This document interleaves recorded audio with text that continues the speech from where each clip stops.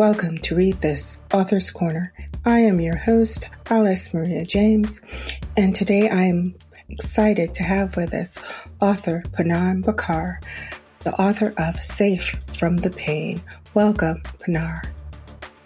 Hello, welcome, Poonam. It's so wonderful to have you on Read This, and I am so excited about your book. I enjoyed reading it, and just the name says a world of information that's there. It was so moving. But before we get into the meat of the book, I would love for the audience to learn a little bit about you. Would you mind sharing? Sure. Alex, it's such a pleasure. Alice, it's such a pleasure to be on, and I appreciate the opportunity. So, my name is Poonam Bhuchar. I've basically been a corporate immigration attorney and family law lawyer for about 24 years. As of last year, I made a career change. As I wrote this book, it was published in the early part of 2022. And I'm sure we all have an element of the negative chatter in our brain. I started to tell my story, and people were just like, who saw me back in 2008 to 12 were like, well, how did you get from there to where you are today? So I started to really think about it, and it was this SAFE method that I've devised, which I'm sure we'll discuss later. But in hearing, my whole purpose of writing this book was that if I could stop one person from feeling the way that I did, or if I could help one person and validate the way that they're feeling the way I did, then my job is done. And when I put the book out, I'm like, oh my gosh, I'm not a writer. This is just going to be nonsense. But I can't tell you how moved I was by the amount of people that came out of the woodworks. I had friends from high school that I'd lost touch with who wrote me 5-6-page letters about what they've been through in their lives and how just reading the book helped them think about how to process their pain or really look at themselves. And then when I started to see this, I was like, well, okay, I love being a lawyer. I love what I do. And I've also seen trauma through dealing with people's divorces or people with immigration who can't get the right paperwork. And I've been through my own trauma. And I was like, I want to combine my legal skills, my professional skills, and my personal skills to start talking to people about the importance, not just of self-care, but holding yourself accountable for your emotional well-being. There's so much out there with regards to corporate burnout, and the companies can provide us with all the resources that they want. But if we're not doing the work and we don't take advantage of those resources, or we just shut it down, then we're not doing the work that we're supposed to. And then we lead into what I call generational trauma. And that's why I literally switched careers a year ago, because for me, this is a passion, and I believe it's what I'm here to do, to try and stop and help people heal and stop us from continuing this generational trauma that is going on. Well, yeah, there is a lot of generational trauma. And I could say that because I'm 60. So Wow. I grew up with, you work hard and the companies are going to support you and you're going to be there for you. And you grow up with that understanding that you're supposed to grind. So I have a lot of respect for the younger generation that has seen that didn't work for their parents and said, oh, no, I'm not going to get caught on that wheel. So yes, there is that trauma, because there are a lot of parents that are still passing that way of thinking down to their children. And it is not healthy. That's the heart attacks. That's the strokes. That's the autoimmune diseases, right? I'm so anxious to jump into the book. There's a few things that I would love to compliment you about on your book that I generally love and appreciate how you tackled it. One was the care and the admiration that you gave your parents. You know, quite often I see people talk about the things of their culture and the generations before them, and they don't give any empathy or compassion to the fact that that's all they knew. You know, sometimes you can't teach, you don't know what you don't know, right? So you can't really teach something different if you don't know it yourself. So you gave a lot of care and compassion to your parents. You've got me in tears now. Thank you. To their experience, which was, I love. It was brilliant. It was very compassionate. And also, the book wasn't an indictment on your culture.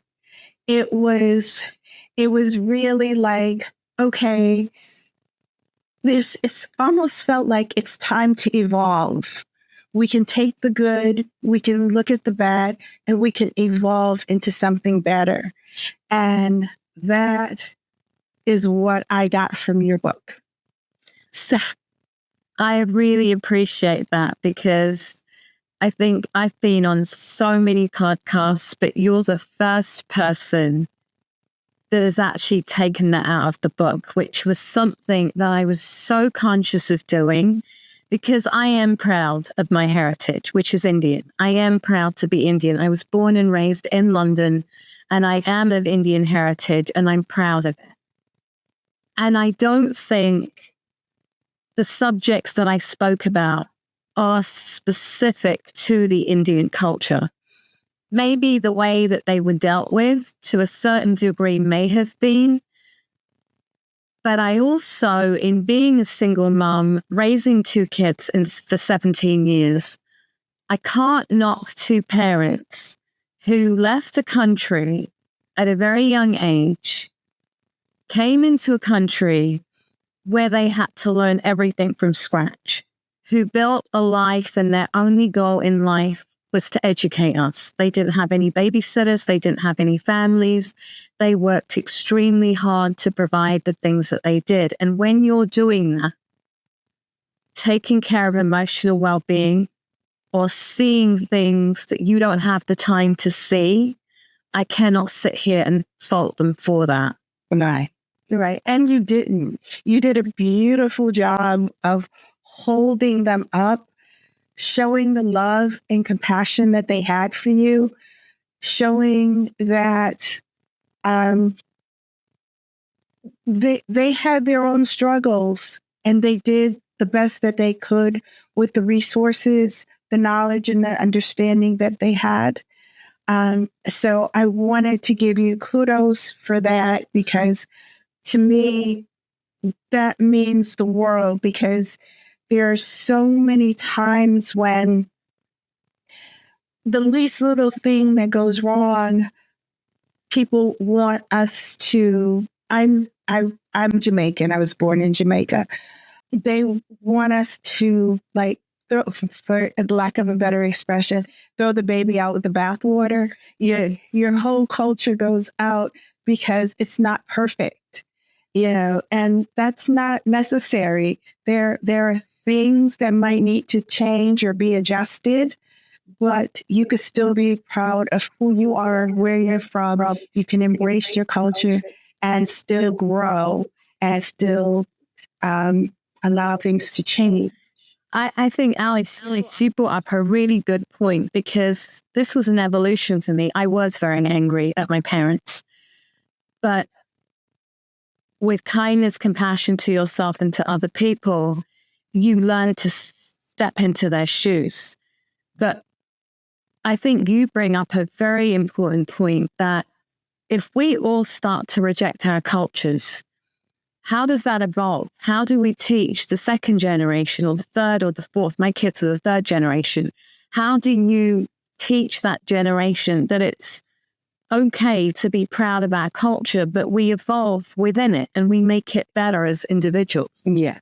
By rejecting it, we're not making a change. I love how the first part of the book was about the pain, and you brought us through that journey, and then you taught us how to heal from the pain. So for me, that takes a lot of courage and passion to be that vulnerable and that transparent. So can you talk to me a little bit about how you did it? So I think, as I said, I think this was a soul calling. So for me, so did I feel brave putting it out there? No, it was my story. Was I worried as a corporate attorney, like what my clients and everybody would think? And I know, some of my family members and friends were like, are you sure you want to put this all out there? And I said, yeah, because I also bring that compassion in my practice. And if my clients will get behind it, which they did. So the pain that I've shared is that when I was 13 years old, I was sexually assaulted in high school. And it was a very public thing. It was in London. It was a very public thing. And literally, it's not something I could have spoken to my parents about. 2-3 days into it, I started to get bullied, saying that I deserved it, I didn't stop it. And you're already going through your emotional trauma, and then you hear that, and it just started escalating. More and more of the school started to find out about it. I felt humiliated and just sick to my stomach. I would go home, and because I wasn't able to speak about it, nobody really figured out what was wrong with me, and I was great at hiding. I was leading 2 different lives. And I've probably done that for about 4 decades. And literally, it became too much. I attempted to commit suicide. And obviously, I failed because I'm still here. Not to make light of anybody that does it, but it adds to the fact that I'm here for a reason. And again, right, I went to 1 or 2 sessions of therapy, and my parents had to get to work. They didn't know much better. And literally, I went from an all-girls school there, which was the best thing that ever happened to me because I never felt like I couldn't do anything. Thereafter, the shame, the guilt, and the absolute detest that I had for myself just kept growing and growing and growing. Ironically, I knew at the age of 13 that I wanted to be a lawyer, and it's taken me all these years to understand. Perhaps it was because I didn't have a voice, and I shoved that pain so far down that I wanted to be a voice for other people. I hated myself so much, but I knew that culturally I was expected to have an arranged marriage, and everything I was groomed to do, studying, everything was to have a good family and marry into a good family. So it's not that my parents held a gun to me. It was, well, here's a proposal. It's in the United States. Would you consider it? I flew out. I did share with my person that I was getting engaged to my history, even though my parents at that point did know. And he was like, fine. But there was something in the pit of my stomach that was telling me that this marriage is not right. There is something not right about this. And fast forward 8 months later, I got married. I moved to the US at the age of 21. It was a physically and verbal abusive marriage on many levels. I did complete my law school here, which was great. I stayed married for 13 years, and I had a 4- and 6-year-old at the time. And when I started to see the trajectory of this marriage and the impact it could possibly have on the kids, I was like, I need to get out. Now, none of us are perfect in any marriage, right? I was angry at what was going on. I wouldn't tell my family the full extent of what was going on. My parents would hear some of it and say, oh, everybody has marital issues. Just, it will work out. It will work out. But because I was so far away from them, I didn't want to tell them about it. So from there, because I was so confused and I was just in a fog, I didn't know who I was at the age of 34 when I got divorced. Most people would, well, you'd hope, spend the time trying to heal themselves. I had a 4 and 6 year old, no family here. What did I do? I jumped into another marriage 2 years later.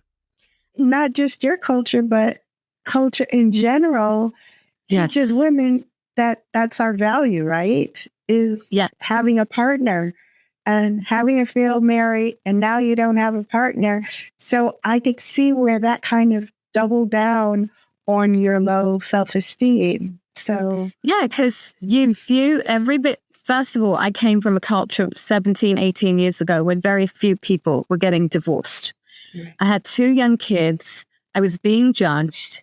And you automatically think, for the sake of your kids, I'm not enough. So let me bring somebody else on board who, again, the whole world was telling me, don't marry, but I did. And that barely lasted 3 months because, again, I'd attracted who I was, the low self-esteem, the low everything. I fully understand that phrase now. You attract who you are. Yes. And from there onwards, I just wasn't thinking clearly. I made a multitude of decisions coming from a platform of low self-worth, which led to losing a business, losing a home, having to rebuild my life back in 2012 to fast forward 2016, 17. I'd started a law practice in 2012 again, and 2017, 18, I'd merged. I had done well enough that a medium-sized firm asked me to merge with them. And then I did that. And then I won a bunch of awards for being a lawyer and stuff like that. But I'd suffered so much that my physical well-being at the age of 38 had taken on a serious downturn. I had 2 strokes, a spinal tap. I suffered from fibromyalgia. I ignored it. I was depressed. So me not taking care of my emotional well-being led to a downward spiral for at least a decade of my life. Yeah. People really don't understand how trauma and stress really impact our bodies, right? Everything is so interconnected.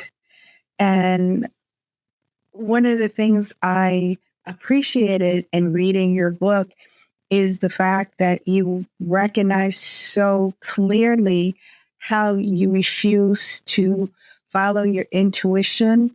And the earlier you saw the journey of you totally ignoring your intuition because of culture, environmental pressures, and everything that you had knowledge that you were supposed to do. So you ignored.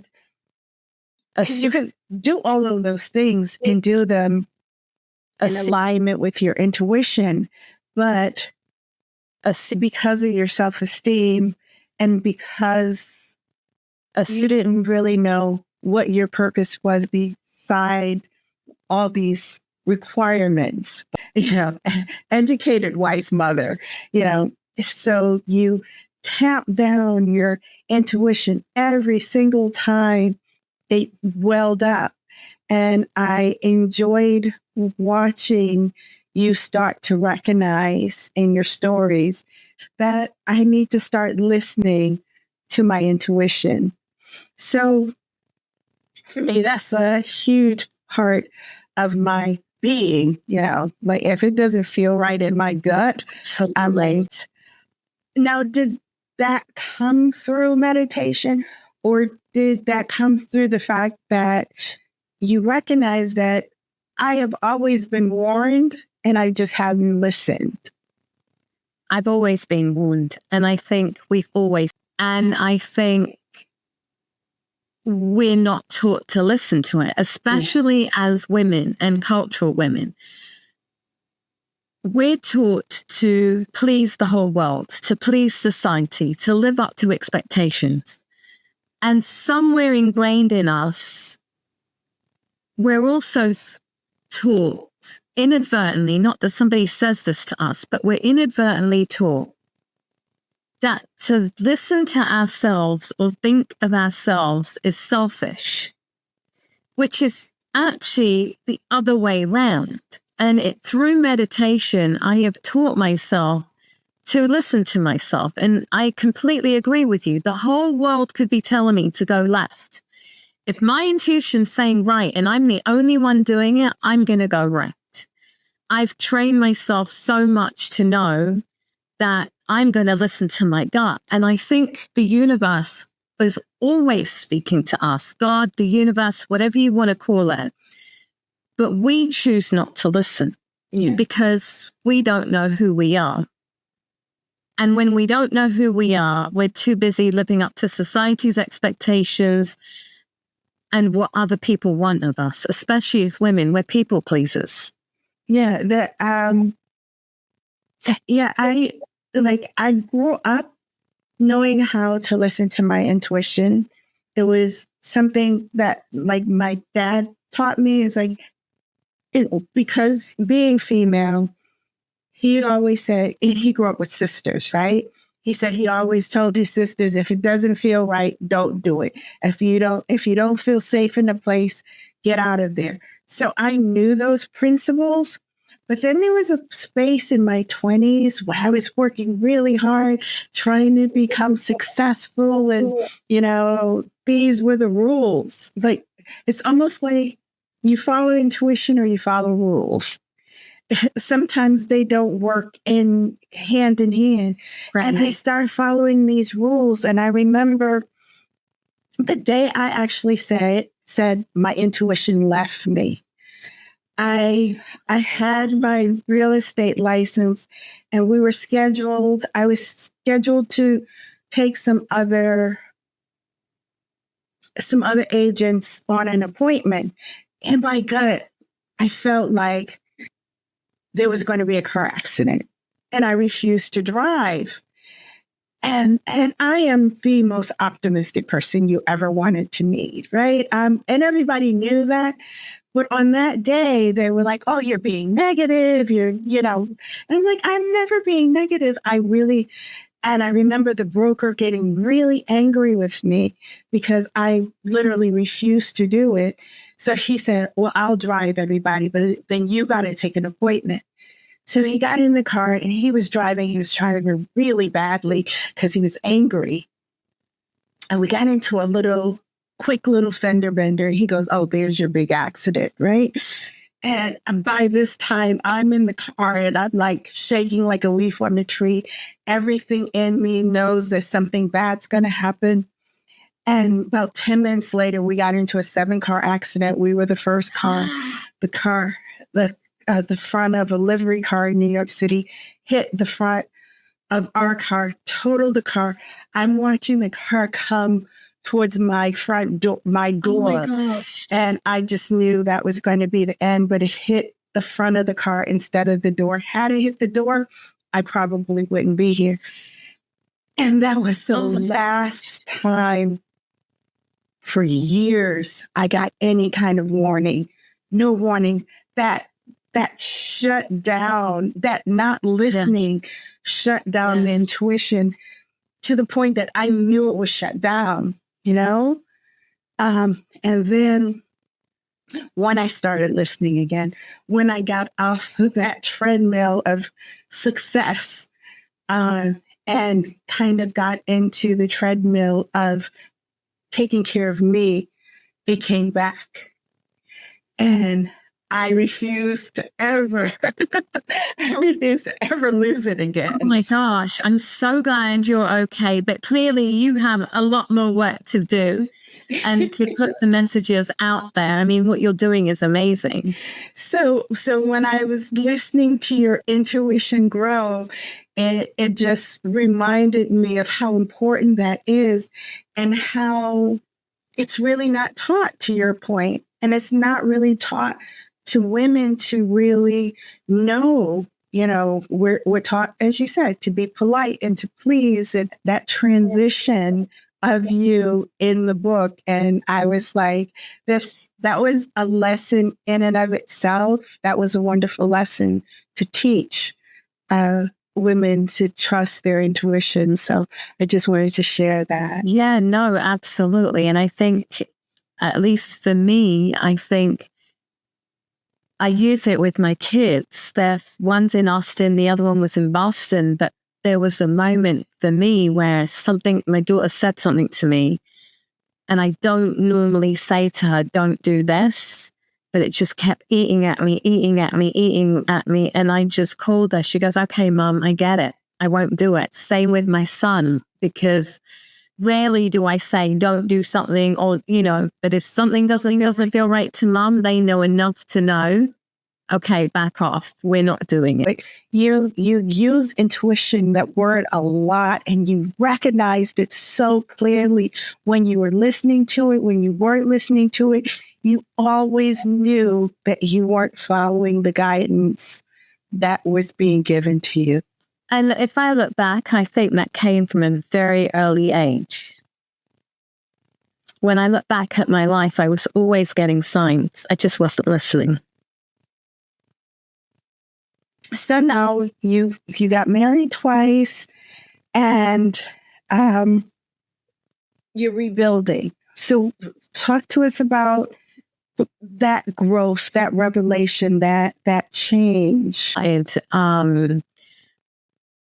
When, there's this, your emotional state affects your mental state. It also affects your physical state. And in my mid-20s, I was diagnosed with fibromyalgia. And the doctor was from Australia. I still remember. And she looked at me. She goes, you're not going to take the medicine, are you? And you're not going to go to the support group, are you? I said, no. I had just graduated law school. I'm a lawyer, and there's no way, there's nothing wrong with me. And I chucked the medicine in the garbage.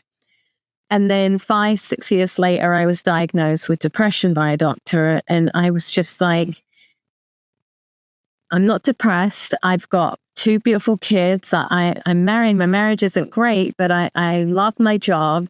I socialize. I do everything I'm supposed to be doing. There is no way I'm depressed.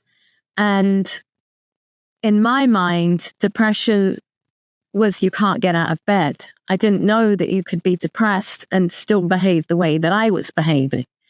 And hindsight is 2020, because he's probably absolutely right. I was. And for me, after 6 months of taking the depression medication, I don't recommend this to anyone. I chucked it in the garbage, and I started to do yoga and meditation, where things started to become clear to me about my marriage, about what I was going through.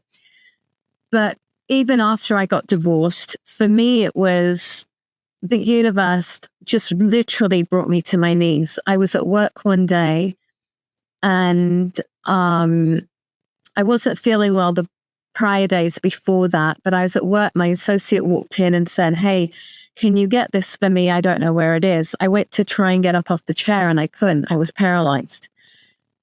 Fast forward, I was wheelchaired into the hospital. I had a spinal tap that went wrong.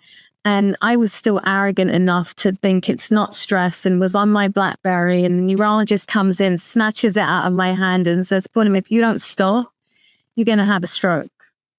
One would think that I would become humble at that point, but not me. I just looked at her. I'm like, I'm 38 years old. I'm not having a stroke, okay? And fast forward a year, I had one. And fast forward 2 years later, I had another one. When I was brought to my knees at that point, it was, I am not put on this forsaken earth to suffer. There is another meaning of life, and I'm going to figure it out. And for me personally, therapy didn't work. I was I felt like I was stuck. I needed somebody to teach me to move forward. So I found a spiritual guide, and I was listening and obviously pushing back because it's inherent in me to debate everything. I have to debate everything just so that I get it. And we'd had some great conversations, and I'd walked away thinking about certain things. And I just didn't want to carry this weight of the world on my shoulders. I didn't want to feel angry, mad, and sad all the time. And I didn't want this facade that everything was okay, right? That I was a bulldog in my practice for my clients, but for myself internally, I was feeling such a lack of self-worth. And I was probably overcompensating in the workplace, but the negative chatter was going on. So for me, I think that's where it all started. And then obviously through that, dealing with my full-prong safe method is what really got me to the other side. Sure. So I think the bottom premise is that we all want to feel emotionally safe, and we want to feel heard, whether you're a child, teenager, or adult. And we all want to feel validated in some way. So the process that I walk through to come out on the other side, the S stands for stop and acknowledge that you're in pain.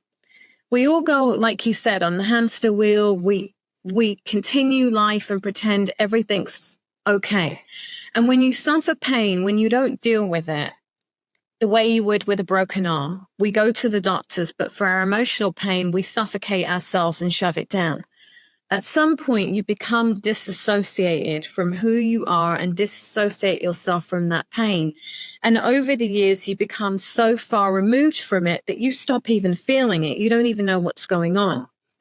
So the first part of the process, it can be as small as a friend of mine irritated me to as big as my sexual assault, to say that I am suffering and I acknowledge that I'm in pain. Until you acknowledge that you're in pain, and we get plenty of triggers, we're angry, mad, or sad, or crying for a reason. We just have to follow back and look at what those triggers are. When you acknowledge that you're in pain, that's when you can even begin the healing process. And that healing process can be anything that you want it to be. But acknowledging it is the biggest part. For me, it was literally dancing out in the basement and screaming at the top of my lungs and saying that I am in pain, and having Gloria Gaynor in the background saying that I will survive. I'm like, I am in pain. That was for me the healing stuff, the beginning of it. The A is accepting responsibility for where you are and the decisions that you've made. We're not always responsible for the things that have happened to us, but we are responsible for how we act towards them. So I was great at playing the victim. Everything was everybody else's fault. My parents, my siblings, my spouse, everybody had, my friends, my job, everybody was at fault except me. And what that does is, that victim mentality we become very comfortable with. It's easier to sit blaming the rest of the world because you don't need to do anything. You don't need to make a change. But the minute you start to accept responsibility, and that doesn't mean you're to blame, but responsibility, for instance, I should have stopped what was happening in my marriage a long time ago, but I didn't. And I didn't because I understand my low self-esteem, my lack of self-worth, the detest I had for myself. But my responsibility was I should have taken care of my emotions and my emotional work, and I did not. Everything in my marriage, I would love to sit here and say is 100% my ex-husband's fault. In my opinion, did he carry the weight of it? Yes, but I was also at fault with certain things. And in accepting that, you can only begin to make a change, right? When you accept responsibility and you accept that I am responsible for my emotional well-being. I'm responsible for this part in my marriage. I'm responsible for making this decision in my life because I didn't take care of my emotional well-being. Then you have no other choice but to make a change. And that change for me was spiritual work. It was meditation. It was journaling. It was getting in touch with myself. And I call it, in no perverse way, honeymooning with yourself and getting to know who you are. Because we're the pivot of everything around us. And if we don't know who we are, everything else will crumble in time. And the F is forgiveness. I talk about 3 types of forgiveness. Forgiveness of the people that you perceive have hurt you, forgiveness of the universe, and forgiveness of oneself. Often I used to think that forgiveness was something that a supreme power only had the power to do. And I used to sit there being angry, saying, well, I can't wait till this happens to so-and-so, which is such an awful thought. But not only that, but I'm killing myself and losing years of my own life in that process. And for a very selfish reason, I want to move forward. So I learned to forgive by humanizing the individual and empathizing in that maybe they had emotional trauma that nobody processed for them. They didn't know how to do it. So this is what came out. And humanizing them and saying, we're human beings, we all have flaws. And through a period of time, being able to forgive them. The forgiveness of the universe is we all sit here and say, why is this happening to me? Why does it always happen to me? What an awful thought as a fellow human being that we would want this pain inflicted upon someone else. The question should be, why not me? Perhaps I was handed these things down because I had lessons to learn. Perhaps in learning those lessons, I can now do what I'm doing today. And it's taken me a long time to understand that I wouldn't change anything that I went through in my life today because it's allowed me to help and heal other people, which to me is the most important thing. And the minute you stop seeing the universe as against you, but as part of your team, is when life starts to flow. That doesn't mean it's perfect. It doesn't mean I don't go through anything today, but I don't brood over it. And I know the universe has my back. And I can tell you, I quit a successful practice to do what I'm doing, making a lot less money, knowing that the universe has my back and will always have my back. That's how much faith I've begun to have. Forgiveness of oneself. We're kind to everybody else. We ask everybody else how they're doing, but we're very hard on ourselves. There's a lot of negative chatter. And I was extremely hard on myself. It took a long time for me to forgive myself and say, I did the best that I could with what I knew. I did the best that I could with where I was at that moment in time. And as long as I commit to being the better version of myself every single day, and as long as I do the work, I find it easier to forgive myself for the things that I did do wrong or the mistakes that I made. The E is embrace. Embrace our journey. We're all great at accepting the accolades about ourselves, but we need to start accepting our flaws. We need to start accepting the mistakes that we've made because that truly is what makes us who we are today. And and I can truly say today that I'm probably the most comfortable that I've ever been in my own skin. And very little things am I afraid of. And I'm probably the most confident that I've ever been because I've learned to embrace not just the good, but the mistakes too.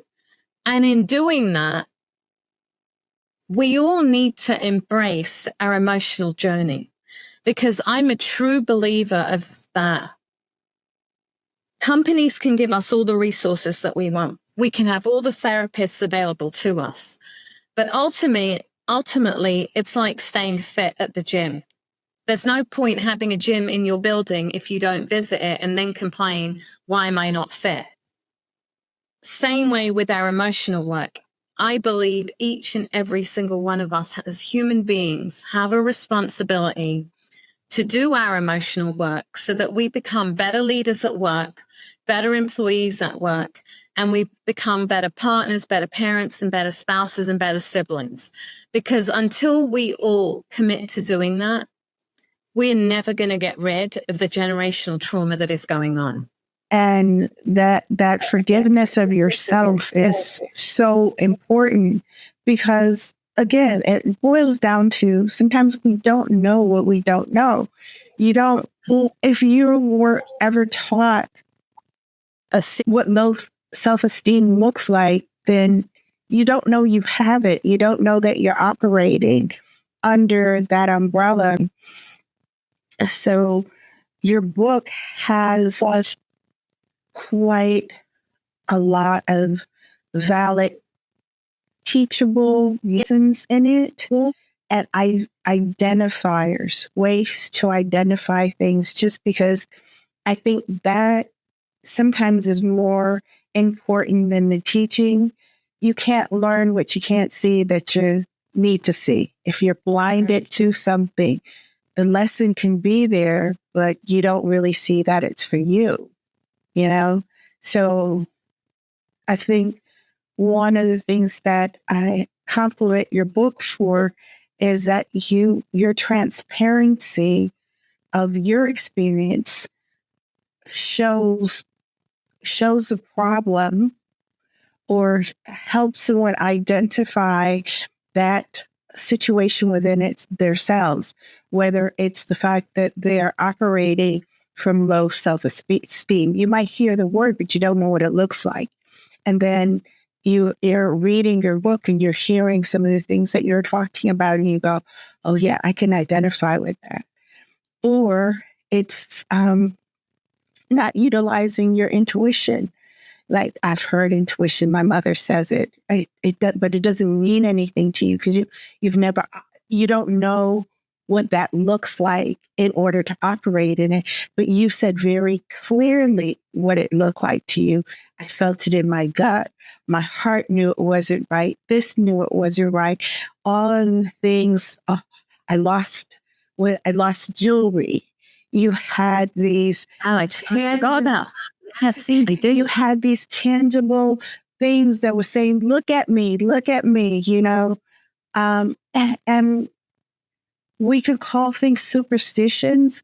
However, sometimes superstitions is just a way of getting us to pay attention, you know. Well, Alice, you've just reminded me of something. When I got engaged in my first marriage, I lost my engagement ring for 2 days. When I got married in my second marriage, my wedding band fell off in the parking lot and I couldn't find it. I mean, there was signs across the board, but one thing that I loved about what you just said is we don't know that we have low self-esteem. So this particular image is clear as day for me. I was visiting a client at their client site. I was doing some kind of audit for them over a period of 8 months. When I started with them, I had just thought about filing for divorce or had filed for divorce. And I was with them for a period of, I think, 8 months to a year. And I would walk in once a week. I would do what I was doing. To me, I was confident, right? I mean, I was the one dictating what the client needs to do. I was the lawyer. I was confident in what I was doing. 8 months into it, I remember the secretary said to me, she said, there's something really different about you. And I said, what? She goes, you're just standing taller and you're more confident about the way that you're coming across. And I jokingly said to her, well, I just got divorced. That might have something to do with it. But it did have everything to do with it because I took a stand for myself. Yeah. And that's what you show in the book, that we don't always know what we're going through. No. You know, hindsight is 20/20. But what you do in the book is show examples of what these different things could possibly look like. So if you're experiencing them in your life, this is what it is. This is what low self-esteem looks like. I remember the part in the book where you were still in England and you were, I think, having a meal with a friend. And he goes, don't you know you could get anybody that you want? And you're like, and I understood that not so much for myself, but because I had seen it in young girls, beautiful, smart, and they just put themselves down and they don't even understand that they are putting themselves down. It's just the way that they talk, or somebody else said something about them and they hold on to that. And that's how they describe themselves. So your lessons were very clear. If there's something that we didn't share that you would love for the audience to know. So I have now transpired from the book. I have an emotionally safe course that is out there. I also do emotionally safe coaching for men and women. But I've also pivoted recently because I was at lunch with a dinner with a friend of mine, and I've saved a couple people's marriages, and I'm always coaching here, there, and everywhere. And I'm like, why have I not combined my emotionally safe method and my knowledge of divorce so that people can go into a divorce with clarity, knowing and feeling more empowered when they go meet with their attorney, in the hopes that it would reduce their legal fees because they're not paying $500 an hour to try and figure out what they should do. And also understand the side effects for the kids of being divorced. So I'm now combining my personal professional experience, and I'm doing what I call the divorce journey attorney. It's not legal advice, but it's for anybody that is thinking about divorce, during divorce, or post-divorce, on how to start the healing process, and even to start thinking about things, if you have children, how it affects them, how your custody arrangements affects them, because the easier you can come to resolutions or try and figure out what it is that you're doing, is the quicker that you can heal and move forward. So I'm combining the healing and the practicality of being divorced in a coaching program as well. Okay. And all this is on my website. And I'm also on LinkedIn. I thank you for sharing your journey, and I thank you for sharing the lessons. And I would love to be able to work with you again on another project. Oh, I would look forward to that. And it's an absolute pleasure meeting you. Thank you so much. You're welcome. I would like to say thank you to Poonam Bhuchar for joining us today. Please pick up a copy of her book, Safe from the Pain, and check out her website for details on her coaching program. This has been Read This, Author's Corner. I am your host, Alice Maria James. Keep reading, keep growing, and stay empowered.